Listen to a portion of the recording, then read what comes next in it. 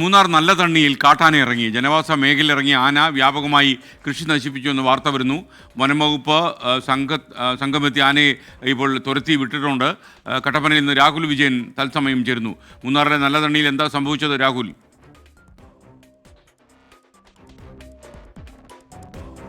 എസ്കെൻ, പുതിയൊരു കൊമ്പൻ മൂന്നാർ മേഖലയിൽ ഇറങ്ങിയിട്ടുണ്ട്. മാങ്കുളത്ത് നിന്ന് മൂന്നാറിലേക്ക് എത്തിയിരിക്കുന്ന കാട്ടാനയാണ്. ഈ കാട്ടാന കുറച്ച് ദിവസമായി ജനവാസ മേഖലയിൽ ഇങ്ങനെ കറങ്ങുകയാണ്. നല്ല തണ്ണിയിലെ ലയങ്ങൾക്ക് സമീപമോ അതുപോലെ തന്നെ കൃഷിയിടത്തിലുമാണ് ഇപ്പോൾ ഈ കാട്ടാന എത്തിയത് എന്നുള്ളതാണ് ഏറ്റവും പ്രധാനപ്പെട്ട കാര്യം. അവിടെ വ്യാപകമായി കൃഷി നശിപ്പിക്കുന്ന ഒരു സാഹചര്യം ഉണ്ടായിരുന്നു. എന്തായാലും വനംവകുപ്പ് സംഘം ഈ സ്ഥലത്തെത്തി ആനയെ നിന്ന സ്ഥലത്ത് നിന്ന് ഒരല്പം മാറ്റിയിട്ടുണ്ട്. പക്ഷേ ജനവാസ മേഖലയിൽ തന്നെ തുടരുകയാണ്, കൃഷി മേഖലയിൽ തന്നെ തുടരുകയാണ്. അതുകൊണ്ട് തന്നെ വലിയ ആശങ്ക നാട്ടുകാർക്കുണ്ട്.